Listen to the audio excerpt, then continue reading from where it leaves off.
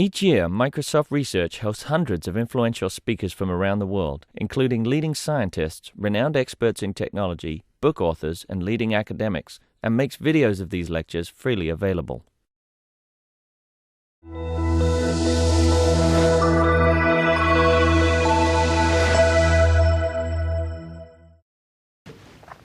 Thank you for coming. My name is Amy Draves, and I'm here to welcome Bernie Carlson to the Microsoft Research Visiting Speaker Series. Bernie is here today to discuss his book, Tesla, Inventor of the Electrical Age. Tesla was an idealist inventor who sought the perfect experimental realization of a great idea or principle.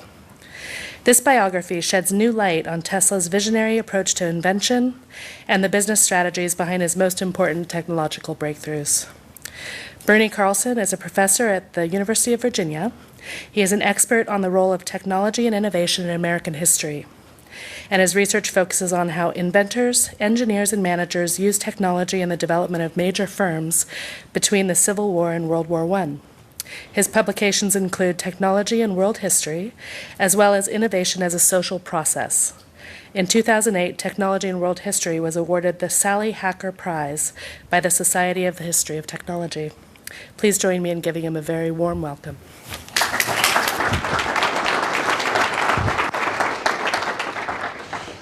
Thank you, Amy. I really appreciate the nice introduction, and thanks for coming out to spend a little time with me and with Mr. Tesla. And welcome to all of you. I gather that there could be any number of people that are watching me all over the Microsoft campus. So for those of you that are here virtually, welcome as well.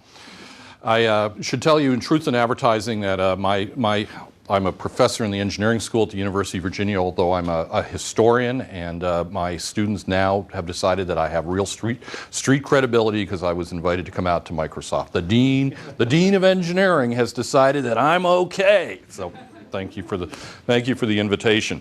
We're going to talk about today. Many of you know the incredible cool car, the Tesla car that Elon Musk has developed and is working on. And I'm going to talk today not about the car, but about the even cooler guy for whom the car is named. And indeed, I think as we go through the discussion, you may realize that whoever is on Elon Musk's team that decided to call the new electric vehicle, the Tesla, actually had a really brilliant insight in terms of marketing. So I've been working on Tesla for over 15 years and had the chance, with support of the Sloan Foundation, to go twice to Serbia and to spend a lot of time looking and digging into Tesla's life. And Tesla's an interesting guy for a whole bunch of reasons. He is a 19th century inventor. He's a rival with Thomas Edison, Alexander Graham Bell. That's my area of expertise. My criminal background, if you would call it that, is I do the history of dead white guys, and in particularly heroic inventors. So I study Bell, I study Edison, and so I had the chance with a number of years ago to start on this big project on Tesla. And pretty quickly I realized that Tesla is different than other inventors of his time period. He's not Northern European, unlike Edison, whose family is from the Netherlands. Tesla comes from southeastern Europe, from the Balkans, and was born in Serbia. His father was a priest in the Serbian Orthodox Church. So he comes from a very unusual and interesting background. And I think, as you'll see, that feeds into what kind of inventor he becomes. He is much more theoretical and less hands-on if you compare him to someone like Thomas Edison. Edison was somebody that basically knew things because he fiddled with them with his hands, or he drew pictures, and that's how Edison knew and dealt with the world. Tesla, in contrast, was a theoretical inventor. As the way he got ahead is he thought about stuff, and then he thought about it some more, and then he would think about it still again. I actually went and heard a talk from the famous architect Frank Gehry, who was discussing how he designs his buildings. He's the one that did the famous postmodern art museum in Bilbao, Spain, and he's done some other buildings. There's a building I believe he's done at MIT, and he says every so often somebody comes in and says, "Can I come and watch you work, Mr. Gehry?" And he says, "Sure." And he says, "Well, I don't know what the guy's going to see," because basically Gehry has a great big model in his studio of the building that he's working on at that point, and he takes various pieces and he puts it on the model, and then he steps back and he kind of looks at it for hours. And I have this feeling that if you went to watch Tesla in action, Tesla would just be standing there sort of thinking or staring at the apparatus. So he's very theoretical. Many people say that Tesla had no sense of business. Wrong. Tesla actually had a very clear sense of how he was going to make money off of his inventions. He wasn't going to do it like Edison did by manufacturing light bulbs or generators of all of that.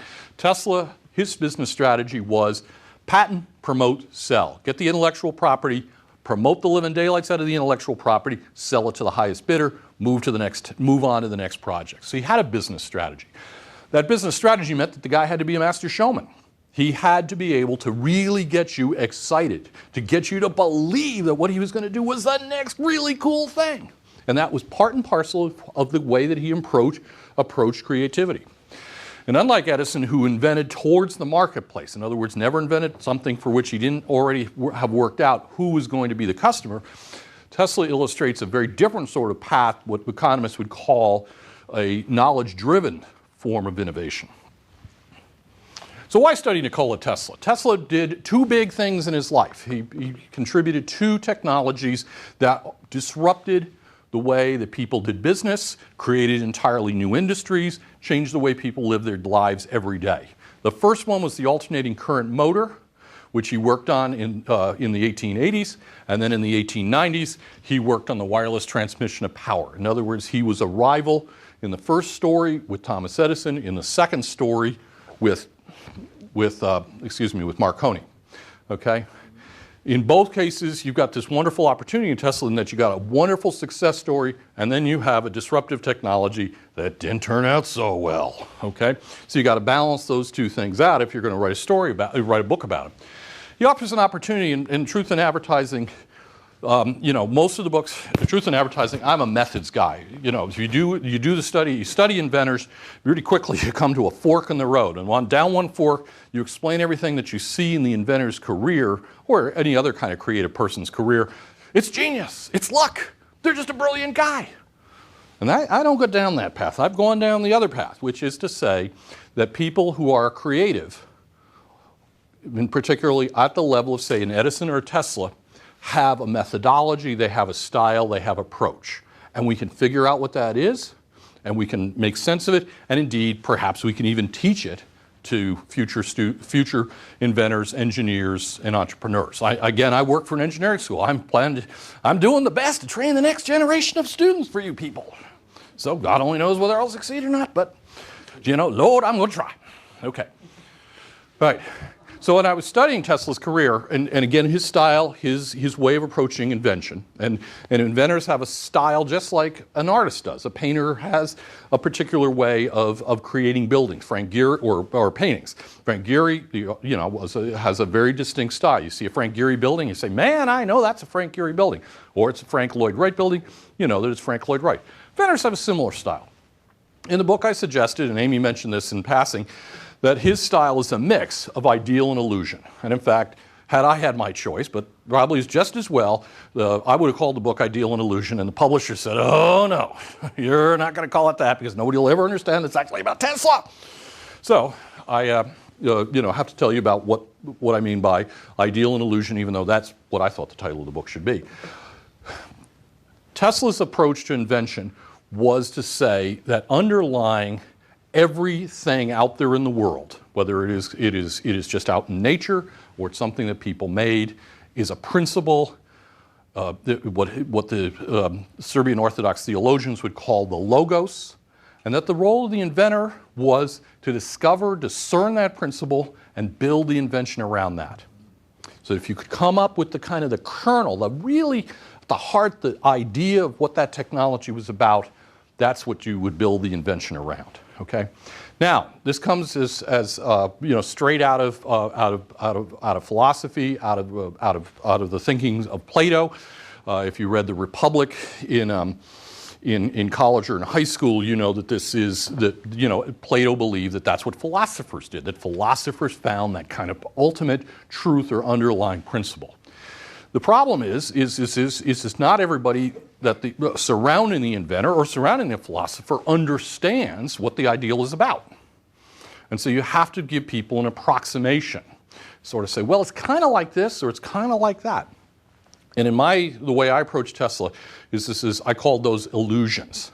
Now, he's not trying to trick people, but he is trying to conjure up something in your mind that gets you excited so you want to buy the next new technology.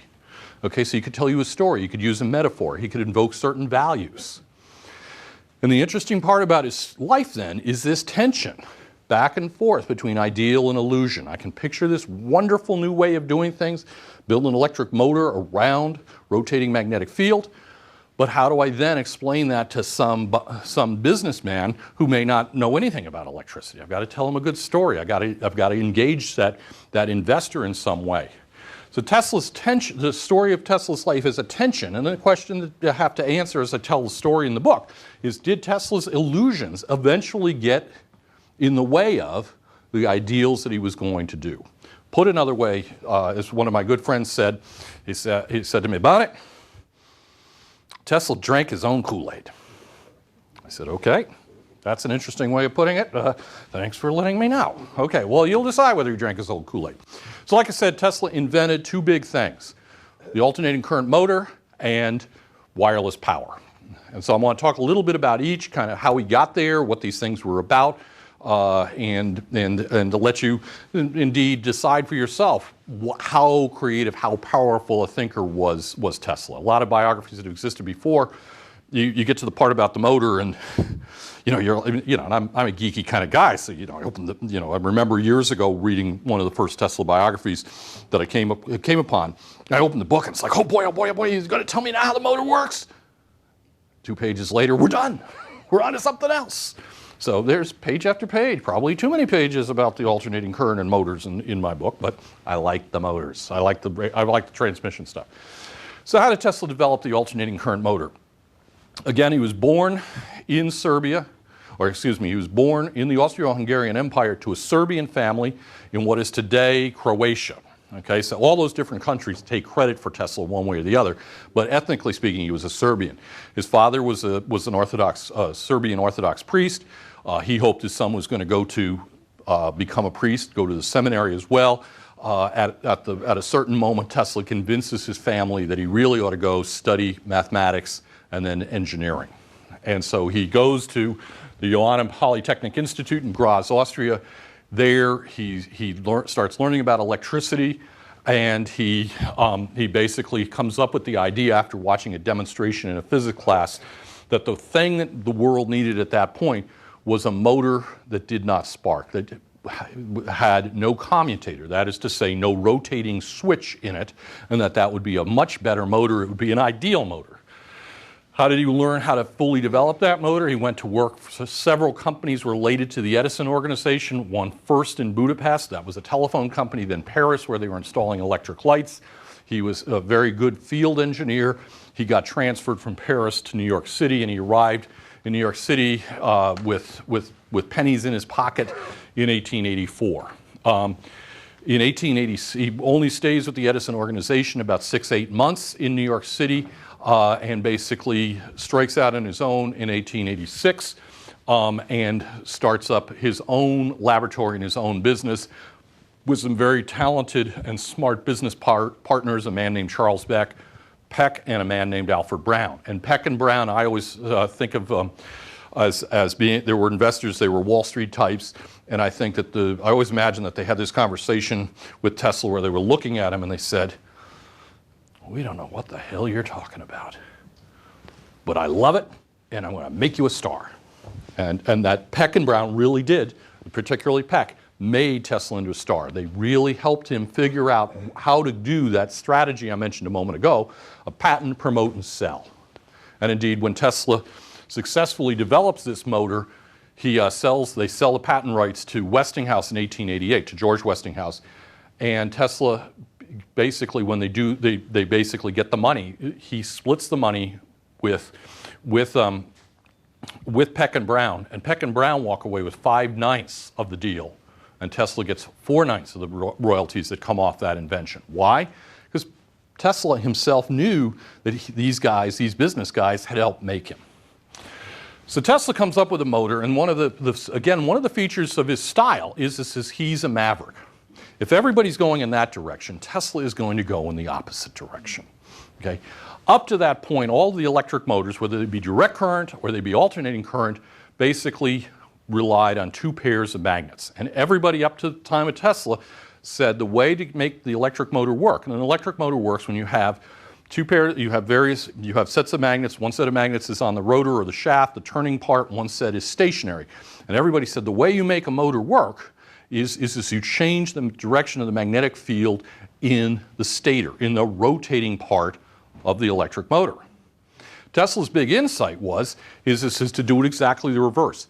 Change the magnetic field in the stationary part of the motor, and it will induce an electric field and hence an electric current in the stator. Okay? So you can simplify electric motors. Now to get there, he had to develop, or he had to use alternating current. In other words, to be able to produce that rotating magnetic field that rotates around and around in that donut. This is the stator, and this in here is the rotor. You feed two alternating currents into that donut-shaped, that donut, which has four separate coils. And basically, the magnetic field goes round and round, and it induces an electric current, which in turn is in the opposite direction of the magnetic field, and that forces the rotor to go spinning around. Now, everybody looked at this and said, holy cow, that's really pretty cool. But your average electrical engineer at Westinghouse and his backers sort of said, I just got one question here about this. And they said, well, and Tesla said, what's that? And they said, what's this 4 wires business?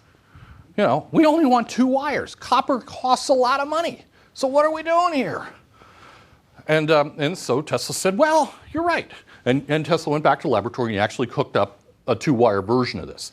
But I show you this 4-wire version because this is the preferred way. 4, 6, the more wires you have running between, and I should have told you this before, I apologize. This is the generator over here, this is the motor over here. The more wires you run in a Tesla system between the generator and the motor, the more smooth the motor runs and the more torque you can deliver. Of course, it's more expensive. But Tesla said it's the ideal way of building a motor. And Westinghouse, I think, saw it and said, you know what, okay, kid, it's the best way to do it, that's fine, we'll do that, we'll see what happens. And in the end, the first motors that are installed, Tesla motors are installed in very specific industrial applications like the gold mine at Telluride, or was it a gold or a silver mine? I think it's a silver mine, in Telluride, Colorado. And there, they had a very specific problem, and they built a very specific system with a water wheel turning the generator and the motor at the mine head, basically to pull the ore up out of the ground. And they basically said, this is such a valuable mine, we'll put in as many wires as we need. But Telluride demonstrated this was a great system. So in the end, people arrived at the fact that you should build the ideal system. But Tesla, again, to illustrate this notion of idealism, he said, the best way to do it is with 4 wires. Well, then I'm going to have 4 wires. Okay, and that gives you a sense of why at times people think that he didn't have any business sense. Okay, so Tesla goes in 1888, sells the patents to the George Westinghouse, goes to Pittsburgh for about 6 or 8 months. Tesla had more good jobs than I'll ever have. I mean, he quits Edison, he quits Westinghouse. I mean, this guy loves to quit jobs. Okay. So he stays at Westinghouse about 6, 8 months, and in 1889, he's ready to move on. The engineers at Westinghouse sort of say, you know what, we love you, Nicky, but you're not the guy to do the really serious development work. You're not the guy, I'm going to go backwards here a minute, to really figure out how to size all of these parts, how to make this electric motor generator system into a full-blown product. So there's a very happy parting of the ways, and Tesla goes off. So what do? You know, in 1889, you're about 32, 33 years old. You go off to see, well, you don't go see the circus, you go off to see the fair. So he goes to the World's Fair in Paris in 1889, and there he meets a graduate student who's has just been working with Heinrich Hertz, a physics student. And he hears all about how Hertz has discovered what we call radio waves, what we should really call, because radio is a word that isn't introduced until 1903, 1904, electromagnetic waves. James Clerk Maxwell, in his famous treatise on electricity and magnetism, says, if you do the calculations, you look at my equations, they predict that there ought to be not just light waves, electromagnetic waves that we can see, but there should be invisible waves. Ooh. So people think, well, where are these waves? And the famous von Helmholtz says to his top graduate student, he says to Heinrich, he says, Heine, well, I probably didn't call him Heine, but he says, Heinrich, go find me some radio waves. And Hertz was a brilliant experimentalist, and by the mid to late 1880s, he figures out how to detect radio waves. Okay? Tesla finds out that Hertz has actually demonstrated this, and he's done it. Hertz has done this, sorry about that, picked up the wrong piece of equipment, by basically using a transformer, battery, telegraph key. You open and close the key, you induce an electric current in here, and you get a spark across here, and at the same time you're generating radio waves. This little thing that looks like an earring down here was the resonator or the receiver. So Hertz walked all around his laboratory holding this, and where he picked up a spark, he knew that he had detected electromagnetic waves. Well, Tesla thought this was just absolutely the cat's pajamas, and so he returns to New York City. Tesla spends most of his life living in New York City. He dies, he's there from 1884 to when he passes on in 1943. And in his laboratory in New York City, he repeats Hertz's experiments, and he scales up the Hertz apparatus to create what we call a Tesla coil, okay? Which is essentially a high voltage, high frequency transformer which does its job by carefully matching the resonant, matching all parts of the circuits so that they're proportioned properly so that you get a maximum voltage jump across this transformer here. Okay. So what do? You now have a souped up apparatus, Tesla coil, and you can start trying to figure out whether there's a market, there's a product that could be built around your Tesla coil. So Tesla looks around and he says, the money that's being made right now in electricity is about lighting. Okay? Edison has invented the incandescent bulb. General Electric is selling light bulbs right, left, and center. Towns and cities all over the country are installing electric light power plants. Tesla thinks, let's go into the lighting business.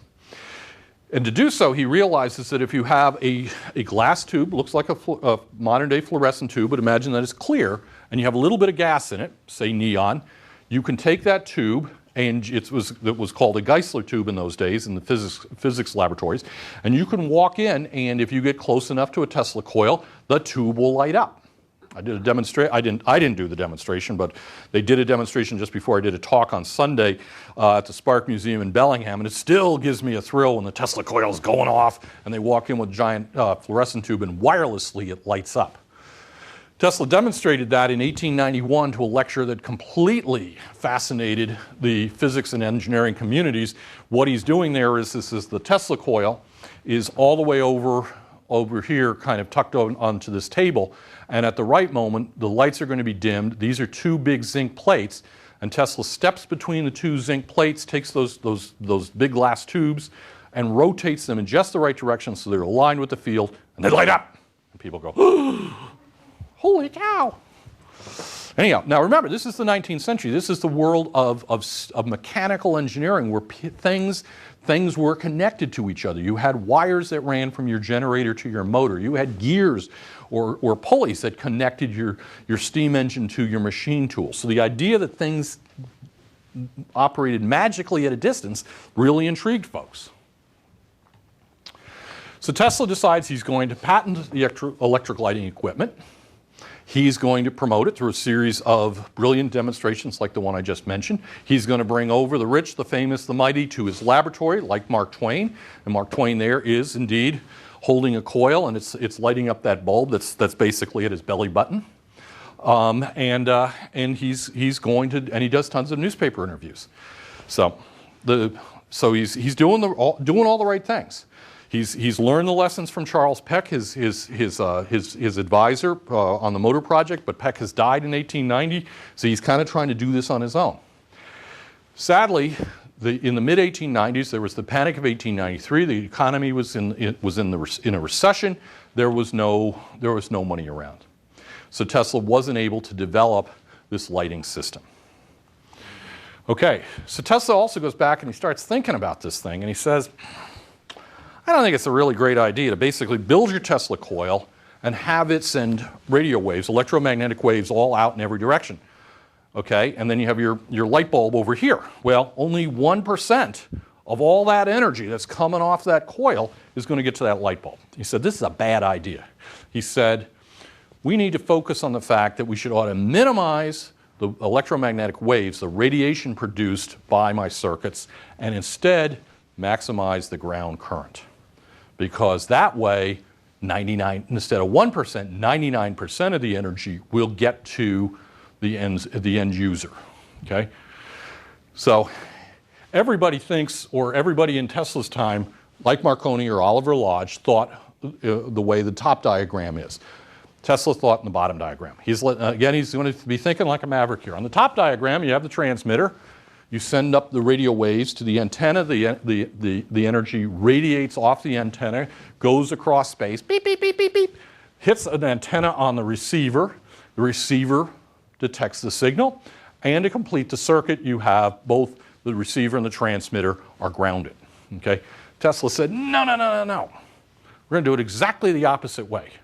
We're going to pump energy into the ground, oscillating electric currents.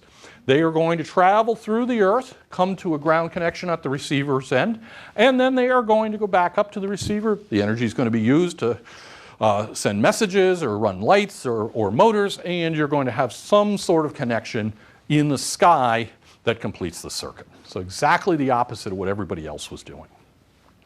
Okay, so to figure this out, Tesla leaves New York for, again, a short period of time from 1899 to 1900, goes to Colorado Springs, and there builds an experimental station, probably the largest Tesla coil that was ever built. It consisted of a primary, which is on this fence that you see behind him. And that fence is basically a circle in the laboratory that's 49.5 feet in diameter. And the secondary, the other half of the transformer, is in the middle, and that's there. Okay? And he was able to get sparks off of this magnifying transmitter, this giant Tesla coil, on the order of about 100, 105 feet. Most books say 135 feet. I don't know where they got the 135 feet. Anybody here see the Prestige besides me? Remember the great scene? It's beautiful where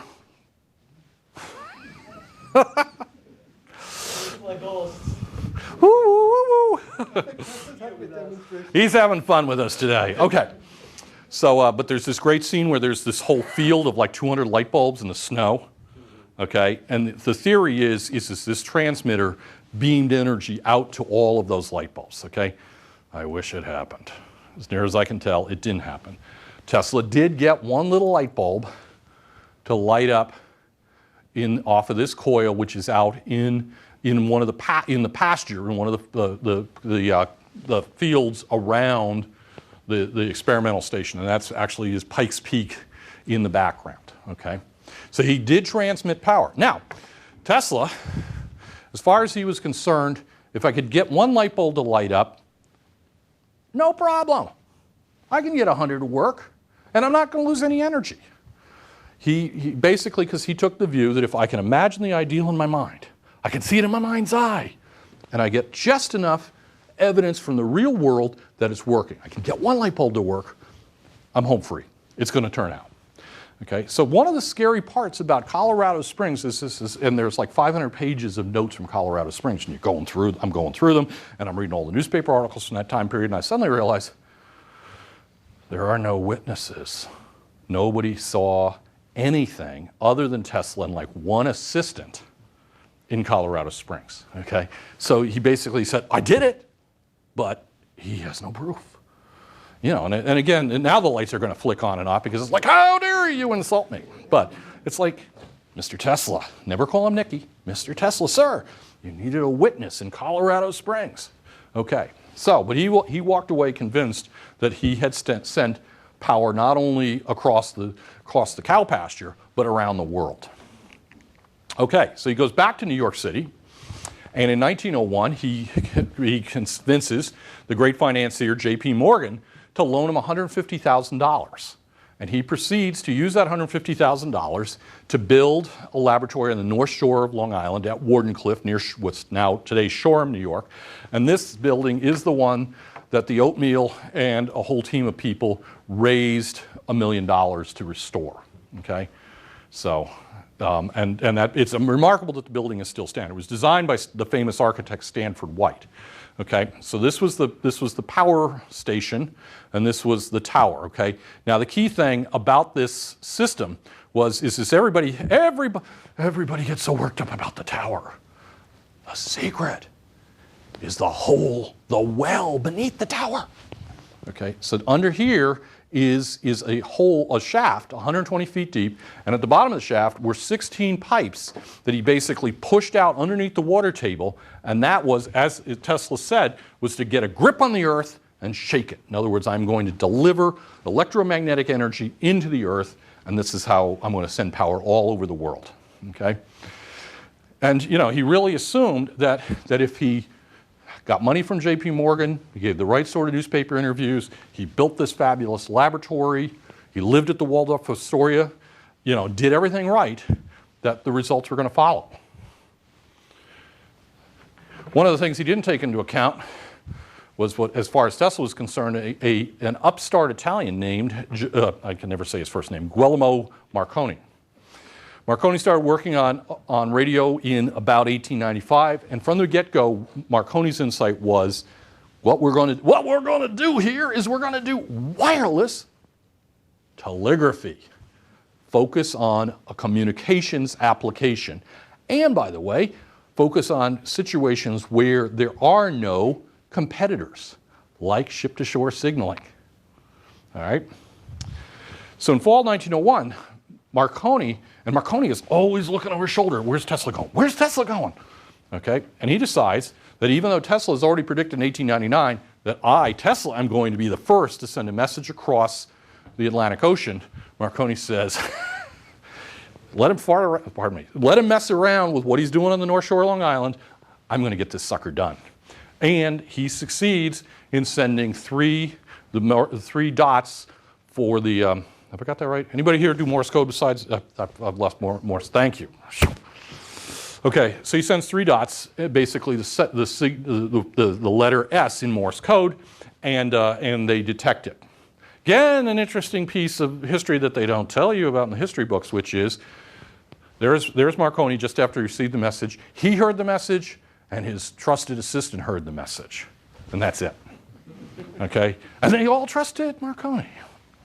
Okay, there's a story behind that, but it's the same sort of problem.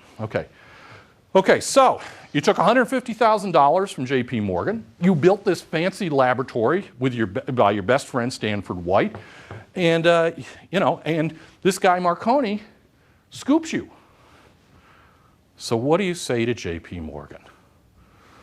Well, Mr. Morgan, I'm really sorry. I took the money, and I won't happen again.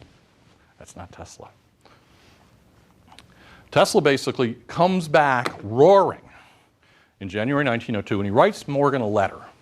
And he says, here's what we're going to do. We're going to have a world telegraphy system.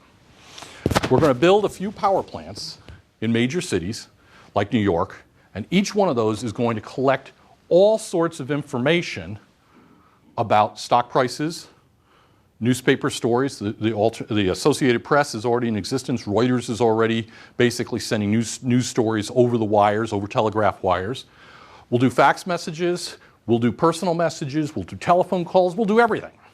Okay? And we're going to pump it into the earth.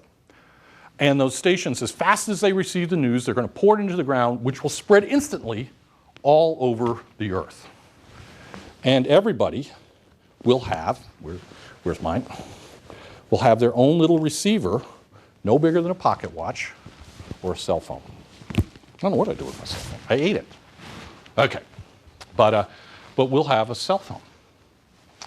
And to underline this 1904 story, and I apologize if this is a little hard to see, there's the tower that everybody liked, and it is basically getting power from Niagara Falls. The power comes to the station, and then it is transmitted, now obviously through the ground, but we'll give the newspaper reporters a little bit of license here, to people that are out camping. The guy is holding up a great big pole, and the pole is stuck in the ground, and because the energy travels from Tesla station to the bottom of the pole, and then the circuit is completed back, he's able to get messages or electricity or whatever he wants while he's out camping.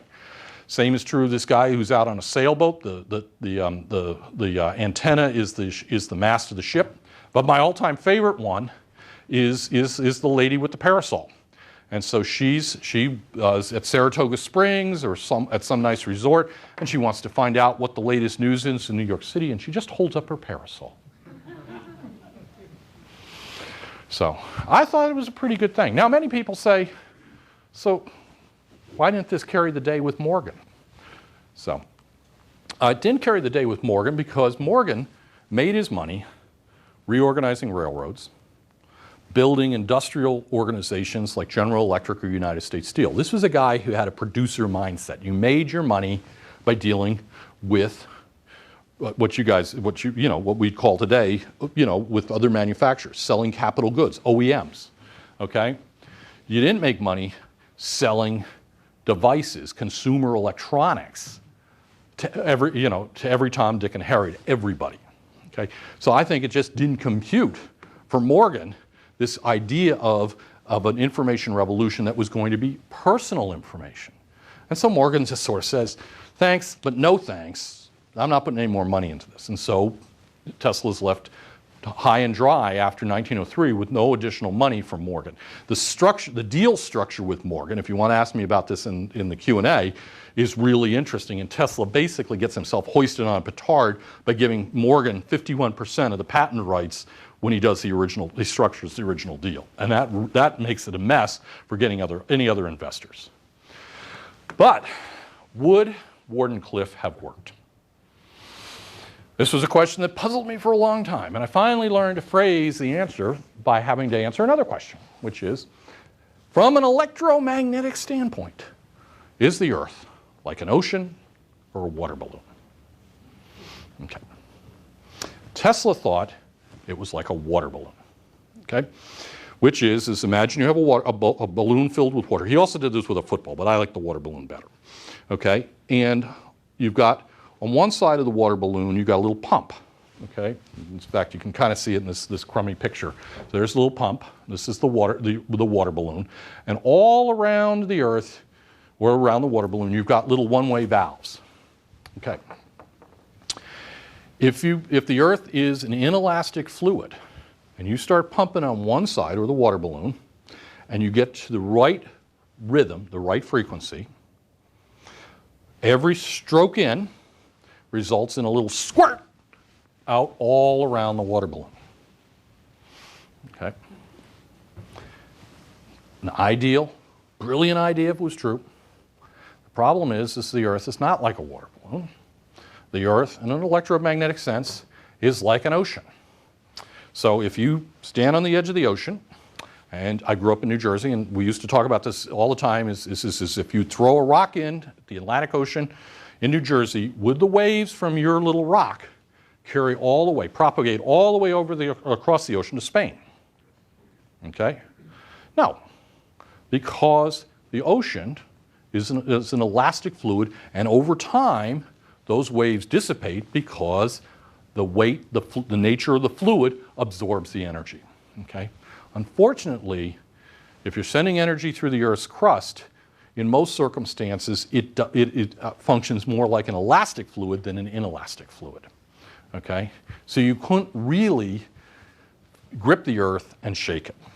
And, never mind what exactly we're talking about pumping energy down into the Earth and making sure that it kind of goes off in every direction through the Earth's crust. Those pipes underground gave Tesla a major conniption.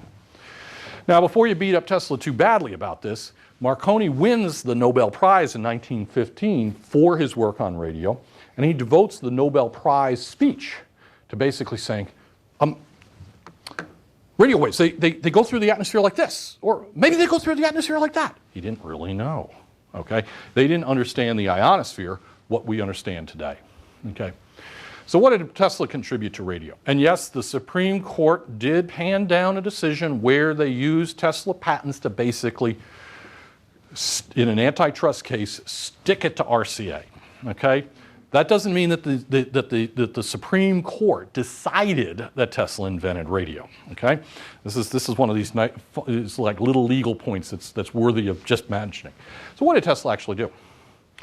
Okay, if you want to talk about radio, like FM radio or the radio that you have in your car or in your stereo at home or what have you, or your clock radio, that's broadcast radio.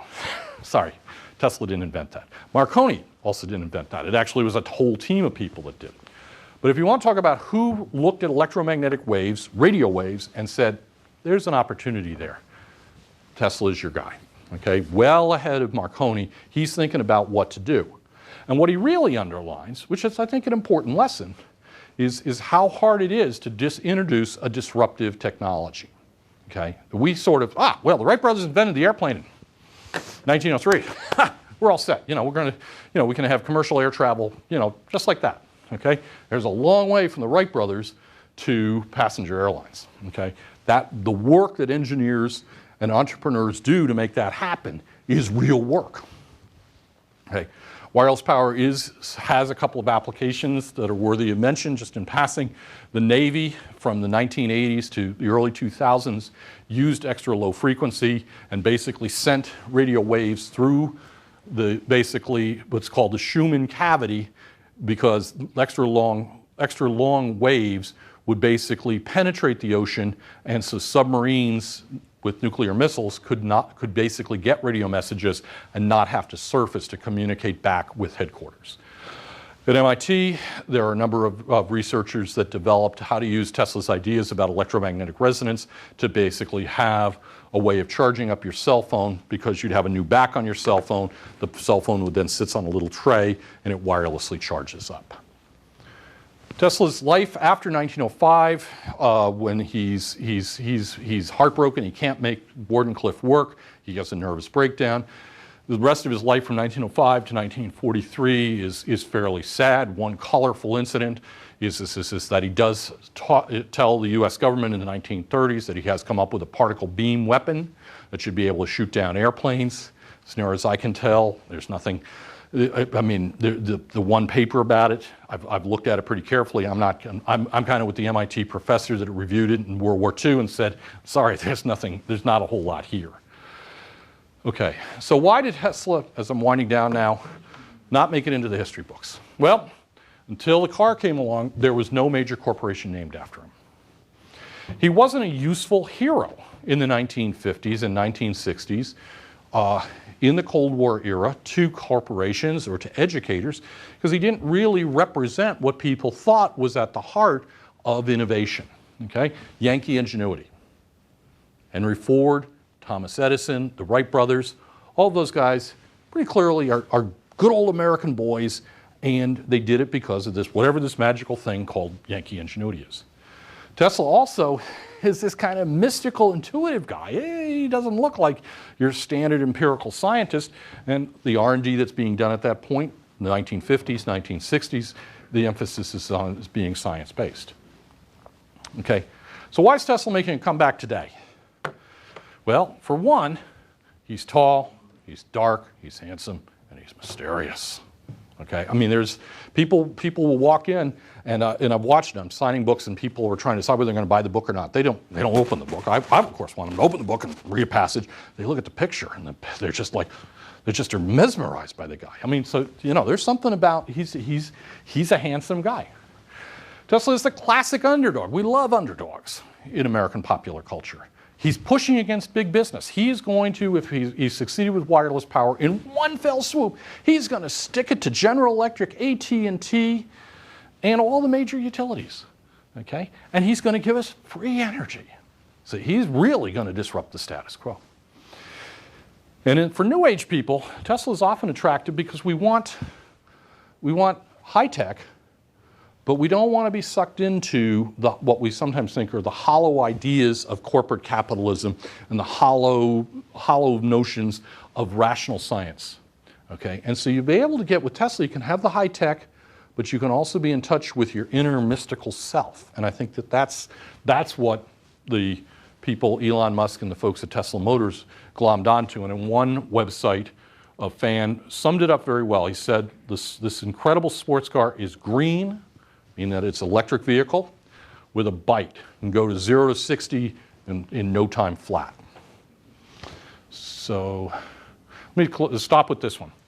So Tesla and disruptive technology. So I was going to leave you just with one kind of big thought about, Tesla and innovation and what he means for the way we bring about technology. Is this a couple of thoughts here. One is this Tesla illustrates that at least for some creators of disruptive technology, the arrow moves from the inside of the inventor out to the marketplace, out to the world. Inventors like Tesla want to have an idea inside, and they want to order the world out there, okay? It's a subjective process rather than an objective process where you go out and you measure things and you study the marketplace, you study the phenomenon on the basis of what you see at the benchtop or what you see in your market surveys, you act on that. Tesla is moving in the opposite direction. We see time and time again that for him to succeed with his major technologies, he's got to tell a good story. He's got to invoke a metaphor. He's got to fire your imagination. Many of you probably know Arthur C. Clarke in the 1970s said, any sufficiently developed or any sufficiently advanced technology will always be perceived as magic. Tesla understood that. And above all, Tesla succeeded or failed because when he got or didn't get the right kind of partnership. And a partnership between technology, the stuff that Tesla would do, and the business, the entrepreneurs that could help create and advance that technology. Well, I've talked long enough. I thank you for your time, and I'm happy to take questions both from the audience away and the audience that's right here. Thanks.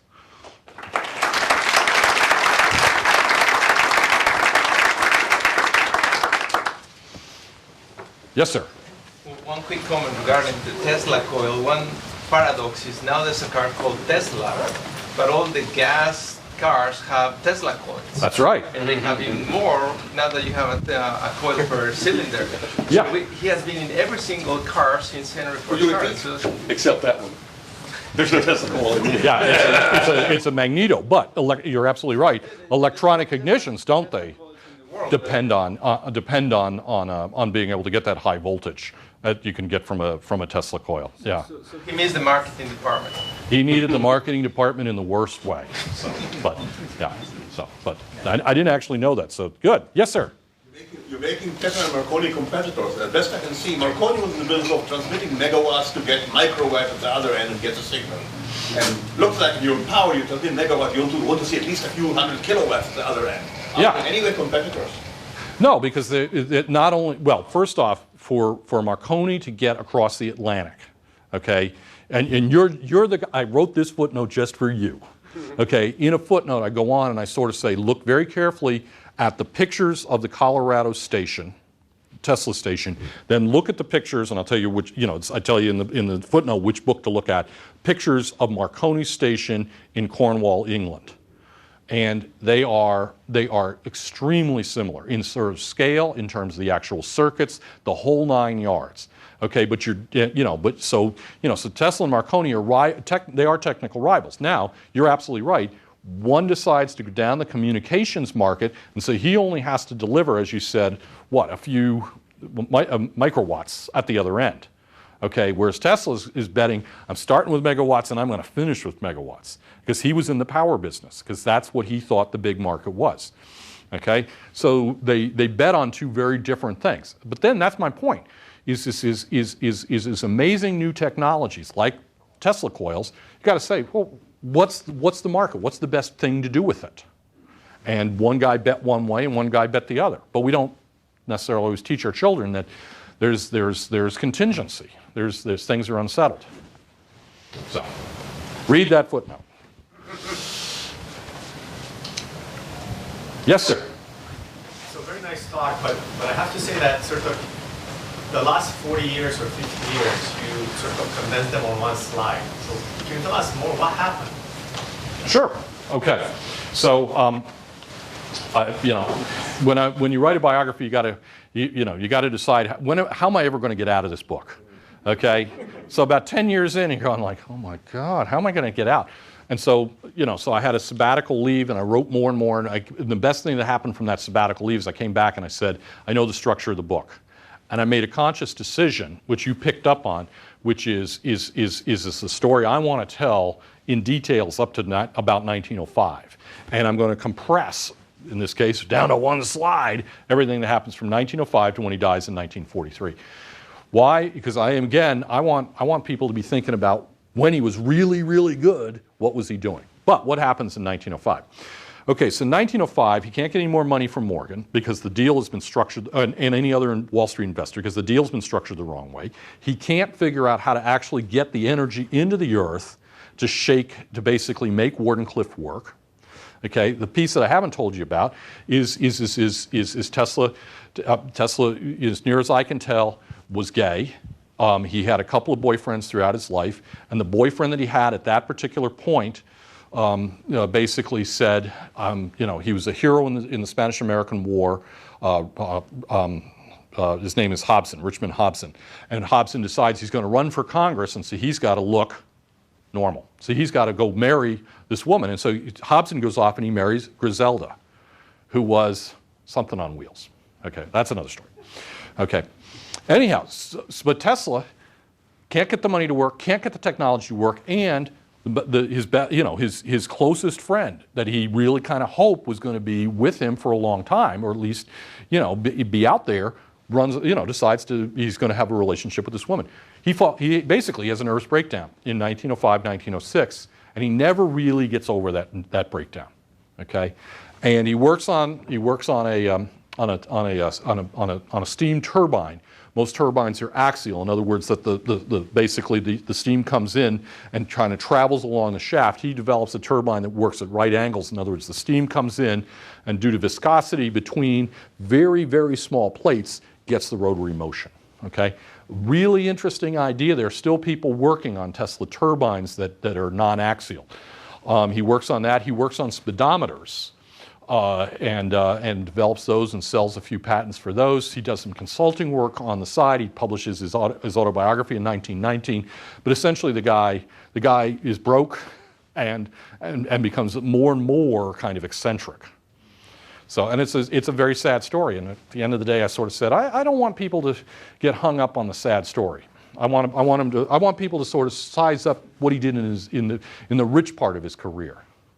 Became very fond of pigeons too. Yes, and the pigeon story, I have mixed feelings about the pigeon story. Okay, so one part of the pigeon, and I should tell you why.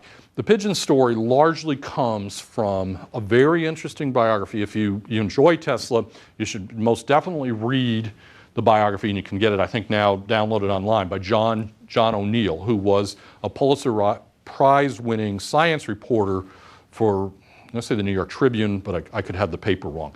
Anyhow, and he knew Tesla for the last 20 years of Tesla's life. So there's this closing chapter in the book. He's kind of done the regular biography, and then he has this sort of chapter which is kind of interesting things about Tesla at the end of his life. And so all sorts of quirky things are in that chapter, and everybody kind of goes and says, oh, they must be true. Well, I only buy what's in the chapter if I found it somewhere else, in another newspaper article or in a letter or some other source. So the story about the pigeons is that there he is. He doesn't have a lot of friends. He doesn't have a lot of money. Living in New York City, he grew up the very earliest part of his life, before he was like 5 years old. He grew up on a farm, again in the countryside in what's today Croatia, and he liked all the farm animals. Well, the problem is you live in New York City. There aren't a lot of cows and pigs and sheep or cats to talk to, so the only animals that he can really relate to, kind of go back to what made him feel good as a kid, are the pigeons. So he feeds the pigeons, and indeed, O'Neill is the one that tells us that he had this pigeon with the laser eyes that was his true love. I don't know. There are days, there are people like Tesla. You want to take him out to dinner. You want to have a long conversation. And then there are people you want to like O'Neill. I'm sorry, it's like you want to go up to him and say, "What were you thinking?" Suggesting that Tesla's best, was in love with a pigeon. Yeah. Anyhow, you get a little wrapped up in the character, and all previous biographers are either your friends or your rivals. So, but did you have a question on the white shirt back there, right behind this gentleman? Yeah. No. Sierra, do we have somebody online? We do. They want to know how you became interested in Tesla. Okay. So we're going to keep this short. So we're not going to start with the dead battery collection when I was 8 years old. Okay. So I was interested in things about invention and electricity and all of that from when I was a kid. But I went to graduate school, and my graduate professor said, he went around the room one day in a seminar, at least this is how I imagined it had happened, and he sort of said, right, you're going to do German electrification, you're going to study the space program, you're going to do this, you're going to do that, and he kind of got to the end and he said, you're going to do inventors. And I can't believe my good fortune that I didn't get German electrification, but I got inventors, because I've been fascinated by inventors my whole career, 30 years, and once you start studying inventors, pretty quickly, Tesla becomes the Mount Everest of inventors, because everybody knows him, and he did really important stuff, and everybody tells you that he's crazy. Okay, so you got this like, well, how am I going to deal with this?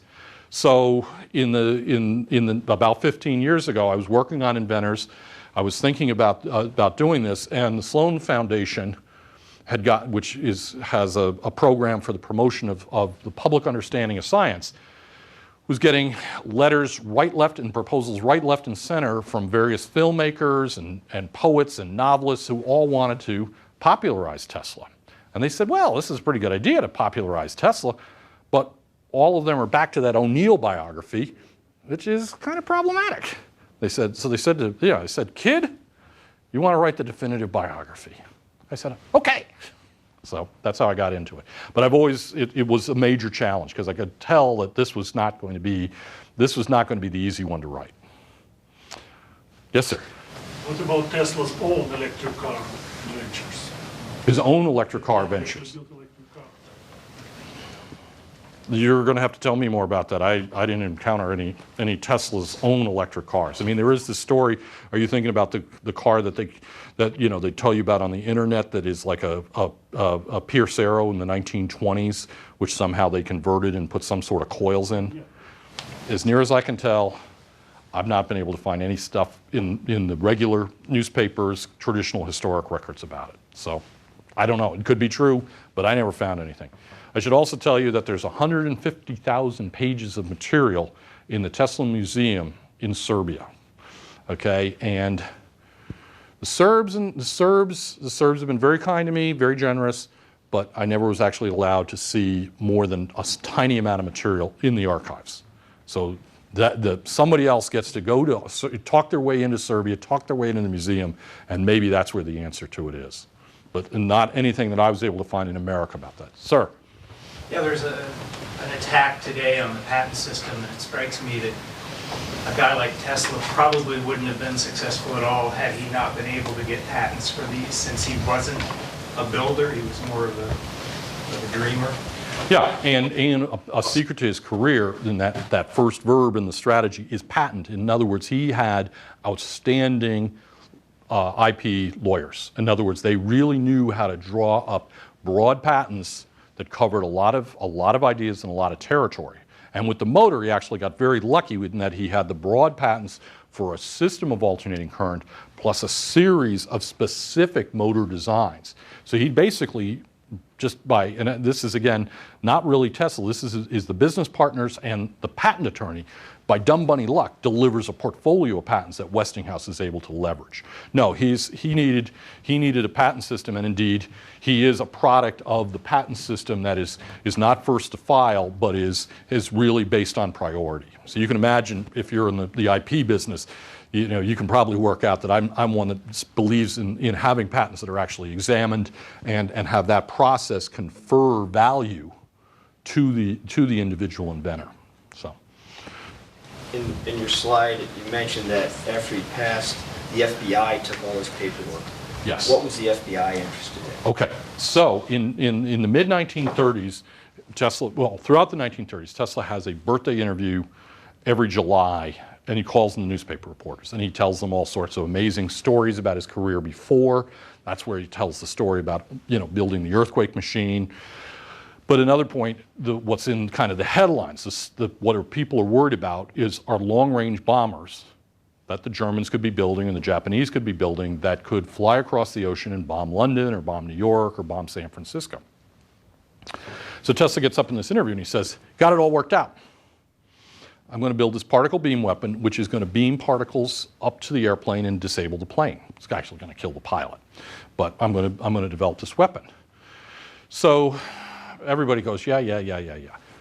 Pearl Harbor occurs in 1941. Tesla's a really old man. He calls one more newspaper interview and he says, I'm telling you, the federal government needs to give me money and I'll build this thing, but don't send any other scientists. Just give me the money.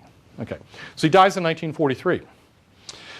Not J. Edgar Hoover, but J. Edgar Hoover's number 2 and number 3 in command look around and they think, we're not happy about this. Because the guy who's going to get the papers now that Tesla's dead, because he never married, he has no children, the family is somewhere in the remaining kind of brothers and sisters and whatever in Yugoslavia, they're just out of touch. They're going to go to a nephew who is at that point, for all intents and purposes, a diplomat. Well, he is a diplomat. I was going to say he's for all intents and purposes the ambassador from Yugoslavia, but he's just a diplomat from Yugoslavia. And they say, the FBI says, we don't trust this guy, the nephew. We think we just don't trust. We think he's trouble because we don't know whether he's a Nazi sympathizer, whether he's a communist, he's going to fall in with the Soviets, or he's looking after his own interests. So they say, God damn it, we're not going to let the papers fall into his hands. So they, as soon as it's clear that the papers are now going to be owned by this nephew, because Tesla becomes a citizen in 1890, the FBI walks in. There's an office, a separate government agency called the Office of Alien Property. And the Office of Alien Property says, if the nephew is now the heir to the papers, because the war is on, we can look at any alien property and seize it. And so the FBI thinks, yes, we're out of this mess. So, once the alien property people have it, they send in a team of scientists, a guy particularly from MIT, who goes through all the papers and comes to the conclusion that there is no secret weapon here. But because they still don't trust this nephew, the government decides to hold on to the papers until 1951, when Truman the nephew comes back now as officially the ambassador to Yugoslavia, and the Truman administration looks around and says, Yugoslavia could really go into the Soviet bloc, or maybe we could pull it back and have a relationship with it. And it's a diplomatic gesture. They give the papers to the people of Yugoslavia. So everything gets crated up, goes off to Yugoslavia, and it's there, for the next 50 years.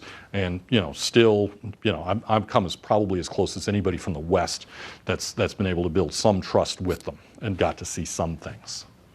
So, but that's the story about the FBI. The FBI still gets questions like every day. So why do you still have Tesla's papers? We don't have Tesla's papers. We gave them to the Yugoslavs. All the way in the back again. Sometime in the 19th century, the U.S. Patent Office stopped asking for actual working demos and asked for paper, which was a slow catastrophe leading to Black Box Jerry. Mm-hmm. Tesla make his invention before or after that decision? That decision comes in the early 1870s, okay? The patent system periodically goes through reform. We're just going through a reform period right now, and different people have different opinions about it, okay? But in about 1870, they basically simplified the patent process. They dropped the fees. They made it easy. They sort of said, we still want the drawings, we want the spec, the write-up to be a certain way, but we're going to waive the patent model except for perpetual motion machines. Okay. Now, the interesting just as a complete aside is as we were saying, Tesla puts the patent system to good use. But the guy who really understands this set of changes that come in the early 1870s is Edison. If you look at patent statistics, like in the electrical field, right from the 1865 to 1870, 1872, if you got 5 patents in your career, you were like a prolific inventor. I mean, you were really a success. Patent changes come through the very first year that those changes are in place, like 1872 or 1873. Edison himself files like 40 patents, okay? And he basically rides that patent train to the end. And that's why he got in his lifetime career 1,093 patents. In contrast, Tesla, I've forgotten the exact number, but I'm going to say it's about 49 or 50 US patents. So these people that sort of say, oh, well, he had hundreds of patents. I don't know what they're counting exactly. So, I mean, because I've even seen lists of all the foreign patents, and it doesn't add up to hundreds. So, yes, sir. So you juxtapose two types of creativities between Edison and Tesla, and you say, especially post-50s, our culture has dominantly promoted the Edison style. Yeah. What are we doing either at University of Virginia or in academia to enable generations who obviously there's a groundswell in this type of dealing with technology?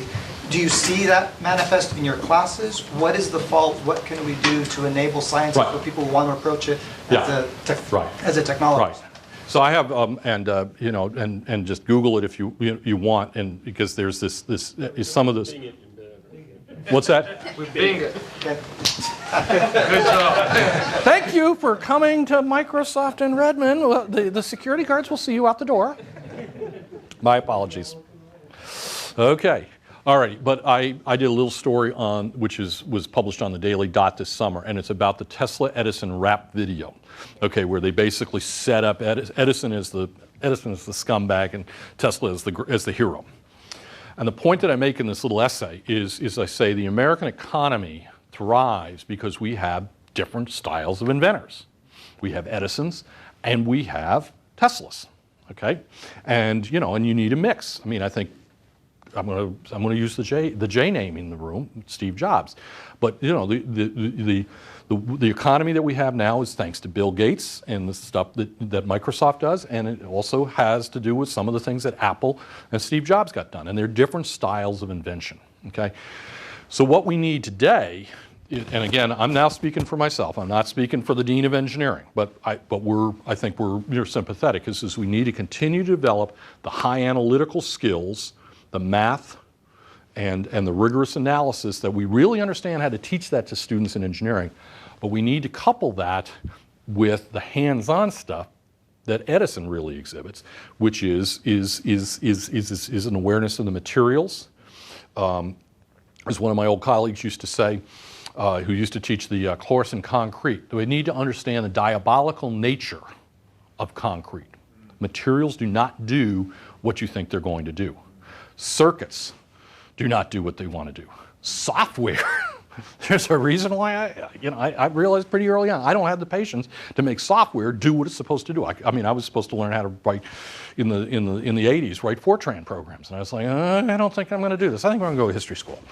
Okay, but all of those things illustrate that that the devil is in the material details.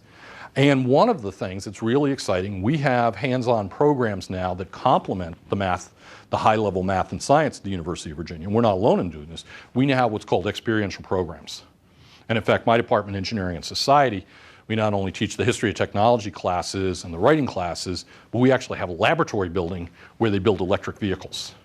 And they can actually use big, dangerous tools. And this is great. But when I arrived in engineering 20 years ago as a junior professor, it was all math and science. There was no sense of this hands-on. And we see it with the students. The students are gung-ho to do internships as soon as they can at companies, so they begin to see how companies take the science and make it into products. And I run an entrepreneurship program where the kids they're absolutely convinced that they're going to be the next Mark Zuckerberg. And I say, we'll pray for you. So it is a very interesting question. How do we get the right, I argue, what's the right mix of Edison guys and Tesla guys in the American economy? Does that mean that you're seeing universities that were accepting now of professors coming out of industry? Because for years, to break into it was like, no, you're a practical engineer, you're not an academician, you can't come into a university and teach.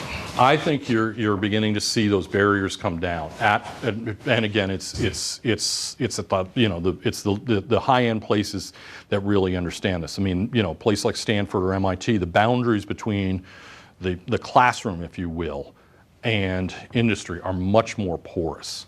And it's been, again, at our particular university, we're a school of engineering and applied science. Well, there are people nodding in the room. They know why, who cares about those last three words, applied science. Okay, it's the academic kind, the really academic kind of guys. So cutting edge universities are making this boundary. We're about to make hire an engineering leadership. And I've got colleagues that are like, well, are they going to have a PhD in, some serious, like, esoteric academic field? And I'm like, it's like I want to say, honey, they're going to have had real world experience.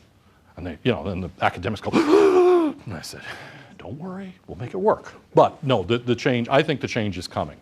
It's an interesting question, which again, universities and companies are going to have to decide, because the bargain that was struck in the 50s and continues still to this day is this: you teach them the fundamentals, you teach them the science, we'll teach them, once they get to a company like Microsoft, we'll teach them the secret sauces.